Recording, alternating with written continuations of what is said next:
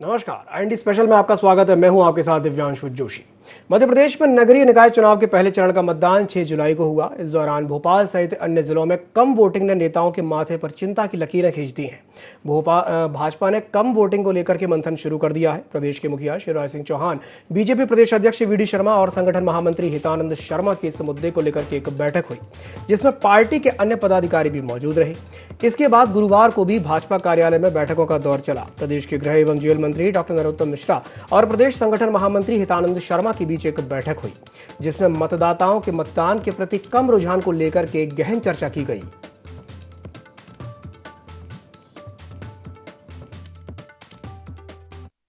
अलग अलग जगह अलग अलग कारण हो सकते हैं, समीक्षा कर रहे हैं। देखिए, Bharatiya Janata party cadre based party है और आप ये मानिए हम सारे चुनाव जीतेंगे।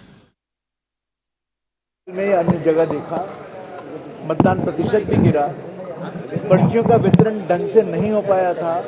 चुनाव के अंतिम समय तक मतदाता पर्ची नहीं बांटी गई थी, जिसको बीएलओ को बांटना था। इसके बाद मतदाता सूची में जो नाम थे, उनके पास एपिक कार्ड थे, उनको मतदान केंद्र नहीं मिल रहे थे। वो सारी विसंगतियां हमारे सामने थी, जिसके कारण मतदान गिरा। बुजुर्ग लोग कल अपना मतदान करने के लिए, बीमार लोग भी अपना मतदान करने के लिए, दिव्यांग बंधु भी अपना मतदान करने के लिए भटक रहे थे। और वही कारण रहा कि मतदाता का जो हमारा प्रतिशत है, मतदान का जो प्रतिशत है, वो गिरा। निर्वाचन आयोग के माध्यम से बीएलओ मतदाता पर्ची बांटते हैं, लेकिन पर्चियां नहीं बांटी गई इस पूरे चुनाव में। इस सब चीज़ के लिए चुनाव आयोग भी जिम्मेदार है और सरकार भी जिम्मेदार है कि आप अगर मतदाता को वोट डालने के अधिकार से वंचित कर रहे हो तो इससे बड़ी बात कोई नहीं हो सकती। मतदान केंद्रों पर मतदाता भटकते रहे, कम वोटिंग ने टेंशन बढ़ा दी है। निकाय चुनाव के पहले चरण ने टेंशन बढ़ा दी है। मतदान प्रतिशत कम होने से जो दल है उनकी चिंता बढ़ गई है। सत्ता पक्ष के माथे पर चिंता की लकीरें दिख रही हैं। भोपाल सहित कई जिलों में मतदान जो है वो काफ़ी कम हुआ है। कम मतदान होने पर मंथन हो रहा है। भाजपा इस पर मंथन कर रही है। मुख्यमंत्री शिवराज सिंह चौहान भी मंथन में लगे हुए हैं। घटती वोटिंग को देखते हुए चिंता बढ़ना स्वाभाविक है। कई जिलों में मतदान का प्रतिशत है वो कम हो गया है। खास करके अगर बात की जाए महिलाओं की, तो महिलाओं ने वोटिंग में दिलचस्पी नहीं दिखाई है और कम मतदान ने बीजेपी की चिंता बढ़ा दी है। बात की जाए राजधानी भोपाल की, तो भोपाल में सबसे कम 51.64% मतदान हुआ। भाजपा कार्यालय में बैठकों का दौर लगातार जारी है। प्रदेश संगठन महामंत्री हितानंद शर्मा ने एक बैठक ली है। कम वोटिंग पर नेताओं के बीच चर्चा हुई है। कम वोट प्रतिशत को लेकर के मंथन किया गया है। गृह एवं जेल मंत्री डॉक्टर नरोत्तम मिश्रा का कहना है कि लगातार पार्टी के पदाधिकारियों से फीडबैक लिया जा रहा है कि आखिर वोटिंग के घटने का कारण क्या है। मुख्यमंत्री शिवराज सिंह चौहान भी कम वोटिंग से चिंतित हैं। कल देर रात को मुख्यमंत्री शिवराज सिंह चौहान, बीजेपी प्रदेश अध्यक्ष और संगठन महामंत्री की भी एक बैठक हुई थी। तो आज इस विषय पर हम चर्चा करेंगे कि वोटिंग का जो प्रतिशत है वो काफ़ी कम हो गया है। और अधिक जानकारी के लिए हमारे साथ हमारे ब्यूरो चीफ संदीप मिश्रा जुड़ गए हैं न्यूज़ रूम से। उनका रुख करेंगे और उनसे जानेंगे। संदीप जी, आपसे जानना चाहेंगे कि इस बार वोटिंग का जो प्रतिशत है वो काफ़ी कम देखा गया है। आपको क्या लगता है कि क्या कारण रहे जिनके चलते जो वोटिंग का प्रतिशत है वो इतना कम रहा? संदीप जी। आवाज नहीं आ रही यार। लगता है संदीप जी से हमारा संपर्क नहीं हो पा रहा है। तो कल देर रात को मुख्यमंत्री शिवराज सिंह चौहान, बीजेपी प्रदेश अध्यक्ष और संगठन महामंत्री की एक बैठक हुई थी। बैठक में पार्टी के अन्य पदाधिकारी भी मौजूद रहे थे। पूर्व सांसद आलोक संजर का इस पर बयान भी आया है। उन्होंने कहा है कि मतदाता सूची में गड़बड़ी और मतदान केंद्र की अव्यवस्था के चलते मतदान कम हुआ है। बीएलओ ने मतदाता पर्चियां ही नहीं बांटी, मतदाताओं को मतदाता सूची में उनके नाम ही नहीं मिले और मतदान केंद्रों पर मतदाता भटकते रहे। पहले चरण के मतदान में करीब 30% मतदान करने से मतदाता चूक गए। इन जिलों में सबसे कम मतदान देखा गया। बात की जाए सिंगरौली की, तो मात्र 51% मतदान हुआ। भोपाल में लगभग 51%, खंडवा में 55%, मंदसौर में 67% मतदान हुआ। विदिशा में 68% और बैतूल में 79% मतदान हुआ। बात की जाए बालाघाट की, तो बालाघाट में भी लगभग इतना ही मतदान देखने को मिला। सिवनी, अनूपपुर, सतना, छतरपुर में 65%, तो वहीं टीकमगढ़ में 79%, गुजना में 63% मतदान देखा गया। बात की जाए दतिया, भिंड, मुरैना की, तो वहाँ भी 68% मतदान ही देखा गया है। तो नगरीय निकाय चुनाव के रण में पहले चरण का जो मतदान हुआ है, मतदान का जो प्रतिशत है वो काफ़ी कम रहा है, जिसकी वजह से जो राजनीतिक दल हैं वहाँ पर चिंता देखी जा रही है, टेंशन देखी जा रही है। कई ज़िलों में जो मतदान है वो आधे से भी कम हुआ है और कई ज़िलों में मात्र 50-55%। हमारे साथ ब्यूरो चीफ संदीप मिश्रा जुड़ गए हैं, उनका रुख करेंगे और उनसे जानेंगे। संदीप जी, आपसे जानना चाहेंगे कि जिस तरीके से जो कम मतदान देखने को मिला है, आपको क्या लगता है कि क्या कारण है कि इस बार मतदान कम देखने को मिला, बताइए। दोनों में कहीं न कहीं फीवर चढ़ चुका है, क्योंकि जो वोट प्रतिशत गिरा है उससे टेंशन दोनों पार्टियों को है। जिस प्रकार से दोनों पार्टियों ने कैंपेनिंग की थी और जिस तरह से दावे भी किए गए थे भाजपा और कांग्रेस की ओर से, तो वो दावे कहीं न कहीं झूठे साबित होते नजर आ रहे हैं। लोगों में उस तरह का उत्साह नहीं दिखा। सबसे बड़ी बात यह रही कि जो युवा वर्ग रहा, युवा वर्ग में रुझान बहुत कम देखने को मिला, जबकि करीब 7 साल बाद नगरीय निकाय के चुनाव हुए हैं। लोगों को उम्मीद थी कि 7 साल बाद कहीं न कहीं लोगों में एक काफ़ी उत्साह देखने को मिलेगा नगर सरकार के प्रति, जो उत्साह कहीं न कहीं पूरी तरह से ठंडा नजर आया। और यहाँ पर एक और भी चिंता की बात भारतीय जनता पार्टी के लिए है कि जब भी यहाँ पर वोट प्रतिशत गिरा है तो भारतीय जनता पार्टी का वहाँ पर बड़ा नुकसान हुआ है। हालांकि नतीजे क्या होंगे ये बात तो भविष्य के गर्भ में है, लेकिन जिस तरह से वोट प्रतिशत गिरा है तो उससे भारतीय जनता पार्टी में मंथन का दौर शुरू हो चुका है। और यही कारण है कि भारतीय जनता पार्टी की ओर से आज निर्वाचन आयोग में एक शिकायत दर्ज कराई गई है और सारा जो यहाँ पर वोट प्रतिशत गिरा है उसका ठीकरा भी निर्वाचन आयोग पर फोड़ा गया है कि कई तरह से अव्यवस्थाएं पाई गई हैं। बहुत से वोटरों के नाम नहीं चढ़े। उसके अलावा एक वार्ड से दूसरे वार्ड में लोगों के नाम डाल दिए गए, तो मतदाता पर्ची जो वितरित की जाती है वो नहीं दी गई। तो बहुत से अलग अलग तरह के कारण यहाँ पर भारतीय जनता पार्टी की ओर से निर्वाचन आयोग में बताए गए हैं। तो फिलहाल यहाँ पर कहीं न कहीं मंथन का दौर लगातार चल रहा है। कांग्रेस पार्टी ने भी यहाँ पर काफ़ी आपत्ति दर्ज की है।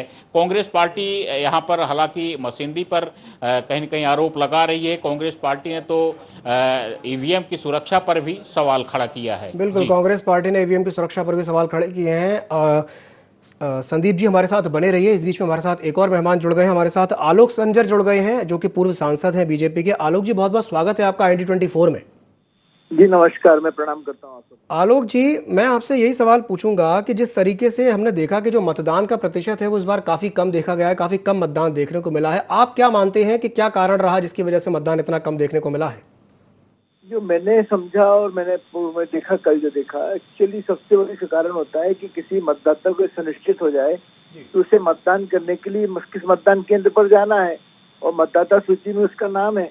लेकिन जो BLO के माध्यम से पर्चियां बंटनी थी वो पर्चियां व्यवस्थित नहीं बंट पाई और वही कारण रहा कि किसी को पर्ची नहीं मिलने के कारण लोग मतदान करने नहीं पहुंचे। अपने एपिक कार्ड के साथ जब आप वहां पर बूथ पर पहुंचते हैं तब मालूम पड़ता है उस बूथ पर जो मतदाता सूची है उसमें उसका नाम ही नहीं है। फिर वो इधर उधर भटकता है। फिर जो अपना मोबाइल के ऐप से वो चेक करता है तो उसका बूथ चेंज हो जाता है। फिर दूसरी समस्या ये हुई थी कि बहुत कुछ ये देखने को आया कि एक ही परिवार के भी सदस्य हैं तो उनके बूथ अलग अलग हो गए। तो इस तरह की बहुत सारी विसंगतियां रही जिसके कारण वो भटकता रहा। भटक रहने के बाद वो वापस घर चला गया और घर जाते वक्त उसने पड़ोसी को ही बताया कि मैं तो ढूंढता हुआ आ रहा हूँ, 2 घंटे से परेशान हूँ और मैं मतदान नहीं कर पाया हूँ। जो मन कर रहा था पड़ोसी जाने का तो उसने भी अपना मतदान नहीं करने गया। इस तरह बहुत सारे हमारे मतदाता वंचित रहे। इस कारण ये एकमात्र मैं मानता हूँ कि BLO के माध्यम से व्यवस्थित पर्ची नहीं बटी और जो बड़ी समस्या जो आई है वो बार बार मतदान केंद्र बदलने की आई है। कि विधानसभा की सूची अलग है, अपनी नगर निगम की सूची अलग है, उसमें मतदान बदल गया, आधा वार्ड दूसरे वार्ड में चला गया, आधे मतदाता इस वार्ड में रह गए। इस तरह की बहुत सारी विसंगति हमने देखी हैं जिसके कारण हमें लगता है कि यही कारण रहा कि मतदान कम हुआ। अन्यथा बहुत सा मतदाता, जिस मोहल्ले में जिस बूथ पर जाओगे वहाँ मतदाता ये कहेगा कि मैं मतदान करना चाहता था लेकिन मतदान नहीं कर पाया। बहुत से नव मतदाता थे जो जिन्होंने पिछली बार वोट किया था उनका वोट नहीं था, इस बार उनका अपना पर्ची मिल रही थी, मतदाता सूची में नाम था। बहुत से नाम जो है जो सर्वे का जिन्होंने किया होगा वहाँ बंदा नहीं मिला तो उसमें उठाकर उन्हें डिलीटेड लिख दिया। अब कोई व्यक्ति यदि अपने किसी बाहर गया है, घर में ताला लगा है या उस वक्त नहीं मौजूद है तो इसका ये मतलब थोड़ा ही उसको डिलीट कर देंगे। जी जी, तो बिल्कुल। बहुत तो सारे इसका नाम मतलब ये डिलीटेड है हो कि गए। कहीं ना कहीं कई ऐसे लोग थे जो मतदान करना चाहते थे लेकिन नहीं कर पाए अव्यवस्थाओं की वजह से। आलोक जी हमारे साथ जुड़े रहिए। इस बीच में हमारे साथ एक और मेहमान जुड़ गए हैं। हमारे साथ योगेश यादव जुड़ गए हैं जो कि प्रवक्ता हैं मध्य प्रदेश कांग्रेस के। योगेश जी बहुत बहुत स्वागत है आपका ID24 में। योगेश जी क्या आप जी नमस्कार। जी नमस्कार। योगेश जी, मतदान का जो प्रतिशत है वो इस बार काफी कम देखा गया है, जिसके चलते जो बीजेपी है, बीजेपी के जो लोग हैं वहां पर उनके माथे पर चिंता की लकीरें देखी जा रही हैं। कहीं ना कहीं चिंतित हैं इस बात को लेकर के। आप इस पूरे परिदृश्य को कैसे देखते हैं, क्या कहेंगे इस पर? देखिए, ये बात निश्चय है कि कांग्रेस के कार्यकर्ता का उत्साह और कांग्रेस के कार्यकर्ता का समर्पण आपके निश्चित ही चौंकाने वाले नतीजे आएंगे और भारतीय जनता पार्टी का निराश होना स्वाभाविक है। लेकिन उसके साथ साथ मैं ये जरूर कहूंगा कि मतदान कम होने के दो महत्वपूर्ण कारण रहे। पहला कारण प्रशासनिक तौर पर जो लापरवाही की गई जी। उसको बहुत दृष्टिगत रखते हुए इस पर जांच की जानी चाहिए।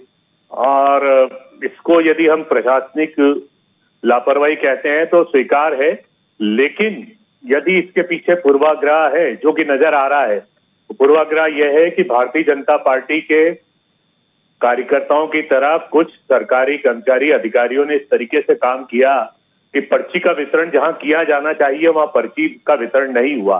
विशेषकर कांग्रेस के बेल्ट में पर्चियों को रोका गया या उनको मतदान से वंचित किया गया। तो ये एक राजनीतिक पूर्वाग्रह था और चुनाव आयोग एक निष्पक्ष संस्था है, इसको संज्ञान में लेकर इस तरीके का कृत्य नहीं होना चाहिए, वरना प्रजातंत्र के मूल्य समाप्त हो जाएंगे और प्रजातंत्र खतरे में हो जाएगा। जी आलोक जी, आपने योगेश जी की बात सुनी। वो तो ये तक कह रहे हैं कि जो कांग्रेस वाला जो बेल्ट था, कांग्रेस का जो बेल्ट था, वहां पर राजनीतिक पूर्वाग्रह से ग्रसित होकर के इस तरह की बात देखने को मिली है। क्या कहेंगे इस पर? देखिए, मैं सबसे पहले तो ये कहूंगा कि ये बेल्ट उनको कैसे पता है कि कांग्रेस का बेल्ट है और ये बीजेपी का बेल्ट है। बेल्ट कुछ नहीं होता, सब मतदाता हैं और मतदाता को अधिकार है कहीं भी वोट करने का। और जहां तक उन्होंने कहा कि हमारे माथे पर चिंता की लकीरें, हमारे माथे पर चिंता की लकीरें नहीं है, तो ये मैं बहुत ही विश्वास के साथ ये कह सकता हूँ कि जब भी जितना भी मतदान हुआ है वो भारतीय जनता पार्टी के पक्ष में मतदान हुआ है। आने वाला कल बता देगा, जिस दिन परिणाम आएगा हम फिर आपके साथ बैठ जाएंगे और बताएंगे कि भारतीय जनता पार्टी चुनाव जीत रही है। आज से हमारा ज्ञापन देने का उद्देश्य है, शायद कभी दूसरे चरण में जो चुनाव हो रहे हैं तो इस ज्ञापन के माध्यम से इसकी पुनरावृत्ति ना हो।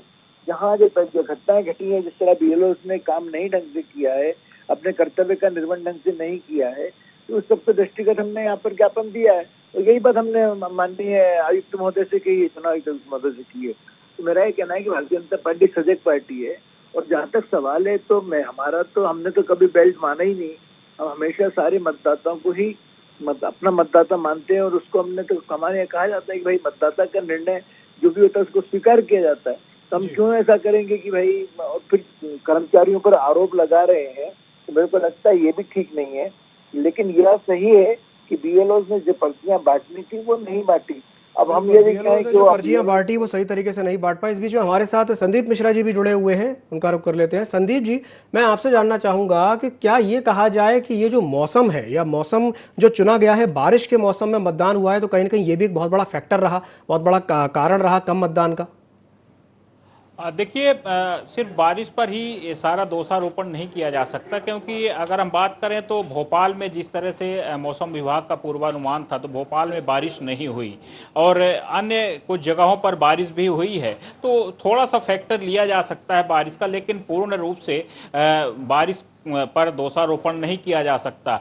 सबसे बड़ी बात यही रही है कि आखिर जो वोटर है वो कि घर से क्यों नहीं निकला, उसकी दिलचस्पी वोट डालने में क्यों नहीं रही, ये अपने आप में एक बहुत बड़ा सोचने का कारण है। ये भाजपा और कांग्रेस पार्टियां भी चाहे भले एक दूसरे पर कोई भी आरोप लगाएं, आरोप मढ़ें, लेकिन दोनों ही पार्टियों को यहाँ पर विचार करने की जरूरत है कि आखिर जो मतदाता है तो उसको घर से बाहर निकालने में ये पार्टियां सफल क्यों नहीं हो पाई।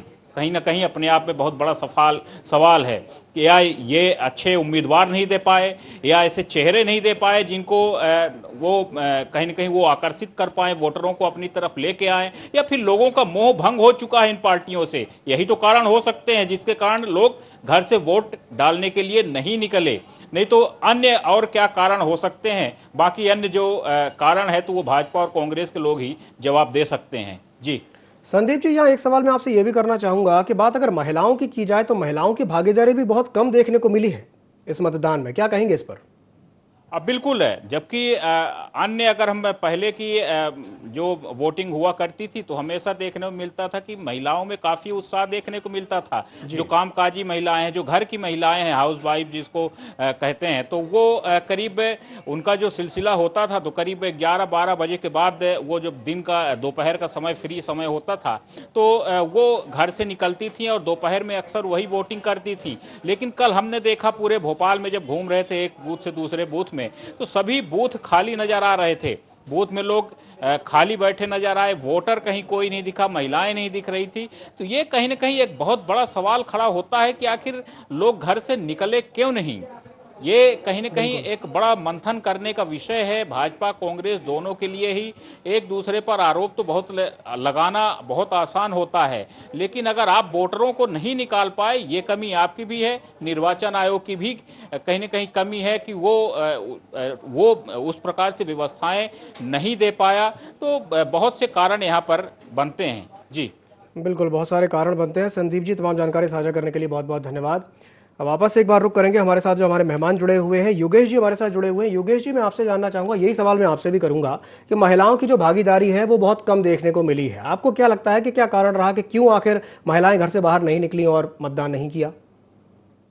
योगेश जी, ये बात निश्चय है, निष्पक्ष आधार पर ये सोचनीय है कि महिलाओं का वोटिंग का जो प्रतिशत था, क्योंकि दोनों भोपाल में महिला उम्मीदवार प्रमुख रही हैं, तो ये बहुत जबरदस्त तरीके से सोचने का विषय है। जहां तक आलोक जी कह रहे थे कि सभी मतदाता रहते हैं, चाहे वो कांग्रेस का बीजेपी, आलोक भाई स्वयं एक फील्ड के नेता हैं, सांसद रह चुके हैं, वो अच्छी तरह जानते हैं कि किस वार्ड में किस पार्टी का पल्ला भारी रहा है। कांग्रेस की जो परंपरागत सीट है, वार्ड थे, जहां पर कभी कांग्रेस पराजित नहीं होती है। कुछ पट्टियां ऐसी होती है कि जो गली मोहल्ले पूरी की पूरी कांग्रेस की पट्टियां, हमें दुर्भाग्य के साथ ये कहना पड़ रहा है कि कल हमें बहुत शिकायतें प्राप्त हुई कि पूरी पट्टी गायब कर दी गई, पूरे नाम के नाम गायब हो गए उस क्षेत्र के पट्टियां, या पता चला कि उस पर्चियों का वो दूसरी जगह निकला कि जो वहां के वो मतदाता ही नहीं थे। तो ये विचित्र जो घटनाएं की गई है, तो ये हम इसको प्रशासनिक भोलापन भी नहीं कह सकते कि प्रशासनिक गलती या लापरवाही के कारण हुई, इसको भोलेपन में भी स्वीकार नहीं किया जा सकता। ये गंभीर विषय है, इस पर चिंतन करना चाहिए और कहीं ना कहीं से चुनाव आयोग की प्रामाणिकता और निष्पक्षता पर प्रश्न चिन्ह उत्पन्न होता है कि आप मतदान की पर्चियां क्यों नहीं पहुंच पाई।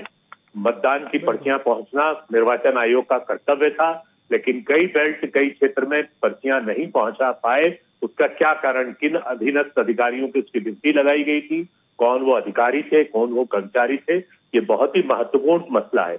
और ये दुर्भाग्य प्रजातंत्र का कि 50% के आसपास हम राजधानी में जो राजनीति का प्रतिनिधि शहर है, जो प्रजातंत्र के मंदिर का प्रतिनिधि शहर है, उस जगह यदि मतदान के प्रति जागरूकता है या इंटेंशनली उनको रोका जा रहा है, तो ये बहुत ही दुर्भाग्यपूर्ण है और इसको बहुत ही गंभीरता से लिया जाना चाहिए। बिल्कुल गंभीरता से लिया जाना चाहिए। मैं इस पर प्रतिक्रिया ले लेता हूं आलोक जी की। आलोक जी, आपने योगेश जी की बात सुनी, क्या कहेंगे इस पर? देखिए, मैंने फिर बोल रहा हूँ, मैं जो कि भाई मेरे अभिन्न मित्र हैं और राजनीतिक दृष्टि से उनको इस चुनाव को देखना भी चाहिए। वस्तुतः कोई भी वोट बैंक नहीं होता है, सभी तरह के मतदाता सब जगह रहते हैं। ये एक होता है कि उनका मताधिकार को उनको उपयोग करना है, कहाँ करना है, किसको करना है, तो वो चेंज भी होता है। हम इसलिए इसको वोट बैंक नहीं कह सकते, कांग्रेस उसको वोट बैंक कह सकती है, मुझे उसमें कोई आपत्ति नहीं है। आरोप लगाना अलग बात है और वास्तविक बात करना अलग बात है। वास्तव में जो कल मतदान कम हुआ है उसके पीछे जो मैंने पूर्व में कहा कि उसका बहुत बड़ा कारण है कि बीएलओ की द्वारा पर्चियों को न बंटना। कुछ मशीन कहीं कहीं खराब हो गई थी, 1 घंटा मशीन खराब रही और उसके बाद मतदाता वहां खड़ा होकर वापस चला गया।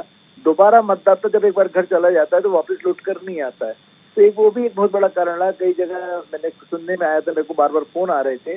लेकिन सबसे बड़ी जो समस्या थी हमारे जो भारतीय जनता पार्टी का भी जो हमारा स्ट्रांग रूम बना था, जहाँ पर 80% के आसपास जो फोन आया वो सिर्फ इसलिए है कि हमारी मतदाता पर्ची नहीं मिली है हमको, हमारा मतदाता सूची में नाम नहीं है, हमारे पास एपिक कार्ड है लेकिन उस बूथ पर हमारे मतदाता सूची नहीं है।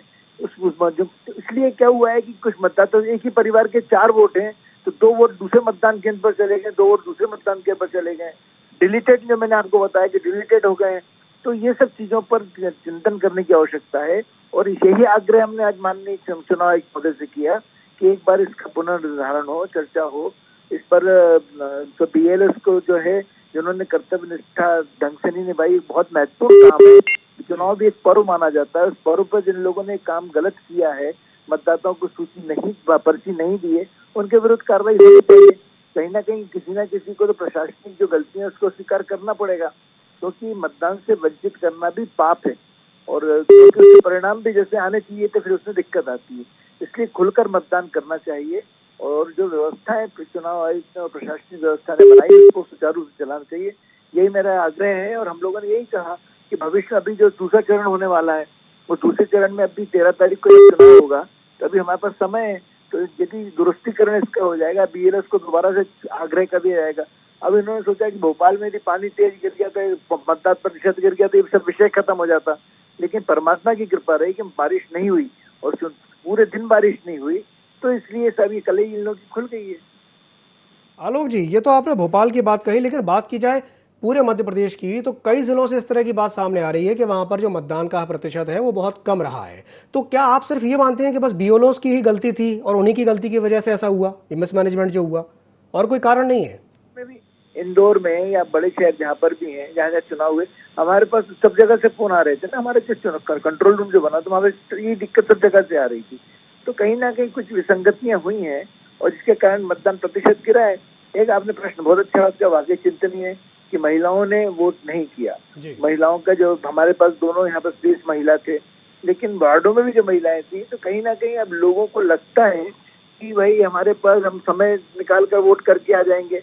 अब जैसे सुबह जो मजदूरी करने जो महिलाएं निकलती हैं, काम पे जो महिलाएं निकलती हैं, बहुत बड़ा हिस्सा मतदान का वो बनती हैं, लेकिन एक बार काम पे निकले, काम पे लगे रहे, फिर उसका कर लेंगे घर आकर वोट। तो एक बार जब मतदाता ये चूक जाता है अपना मतदान करने से, फिर दोबारा उसको मन नहीं करता। ये मैंने अन्य को अपने चुनाव में भी मैंने देखा, इसलिए हम आग्रह करते थे कि पहले मतदान बाद में फिर जलपान। तो ये हमने नारा भी दिया था भारतीय जनता पार्टी की तरफ से।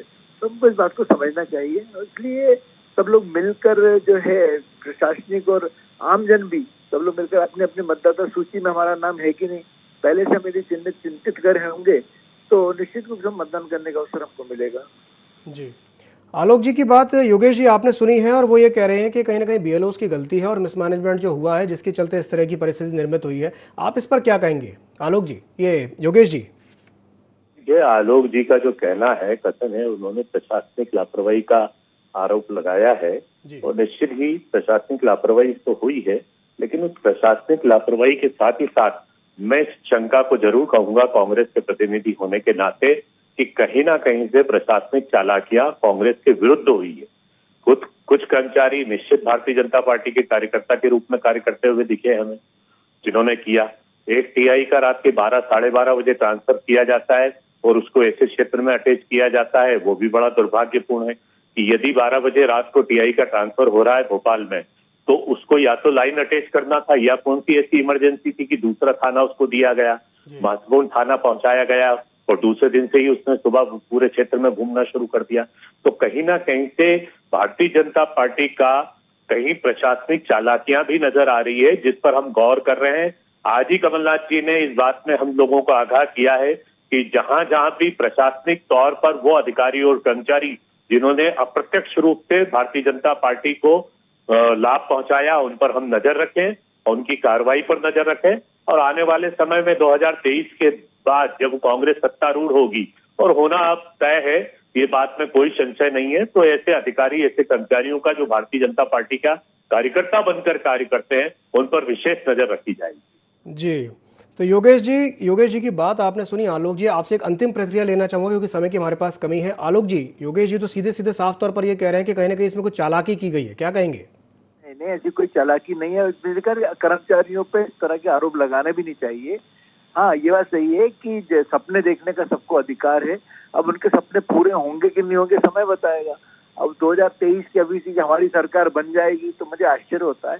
अभी कांग्रेस बहुत पीछे है। कांग्रेस के आपस की गुटबाजी हम सबके सामने उपस्थित है। कार्यकर्ता आपस में, आप देखो जैसे भारतीय जनता पार्टी कितने बागी उम्मीदवार लड़े, कांग्रेस के कितने बागी उम्मीदवार लड़े। तो अभी कांग्रेस में बागियों की भरमार है और आपस में ही हमें इसकी आवश्यकता नहीं है। तो कांग्रेस का भविष्य क्या है इसके हमें चिंता भी नहीं करना चाहिए। लेकिन हाँ, उनको सपना देखना है तो जरूर देखें कि उनकी सरकार बनेगी 23 में, इसमें मुझे कोई आपत्ति नहीं। लेकिन कुल मिलाकर वास्तविकता में जो भारतीय जनता पार्टी का नीचे काम कर रहा है वो ईमानदारी से काम कर रहा है। ये अभी जो परिणाम आएंगे इस परिणाम में भी आप लोग कहेंगे कि हाँ, ये भारतीय जनता पार्टी ने एक पक्ष में काम किया, जनता ने आज भी इनको स्वीकार किया हुआ है। जी, आप दोनों मेहमानों को हमारे साथ जुड़ने के लिए बहुत बहुत धन्यवाद, योगेश जी, आलोक जी। तो आज इस विषय पर हमने चर्चा की है। कल जो मतदान हुआ है, मतदान का जो प्रतिशत है वो काफ़ी कम रहा और इसे लेकर के पूर्व सांसद आलोक संजर का एक बयान भी सामने आया। उसमें उन्होंने कहा कि मतदाता सूची में गड़बड़ी हुई है, मतदान केंद्रों की अव्यवस्था के चलते इस तरह की स्थिति निर्मित हुई कि जो लोग हैं वो लगातार यहाँ से वहाँ भटकते रहे। कई जगह BLOs की भी गलती सामने आई है कि मतदाता पर्ची ही नहीं मिली, जिसके चलते उन्हें भटकना पड़ा और उन्हें मतदाता सूची में अपना नाम ही नहीं मिला। तो ये गौर करने वाली बात है कि इस तरह की जो गलतियाँ हो रही हैं वो आगामी चुनावों में ना हो और इस बात का ध्यान रखा जाए कि जनता को जो है वो परेशानी ना हो। तो IND स्पेशल में फिलहाल के लिए इतना ही। मुझे दीजिए इजाजत और आप बने रहिए IND 24 के साथ। नमस्कार।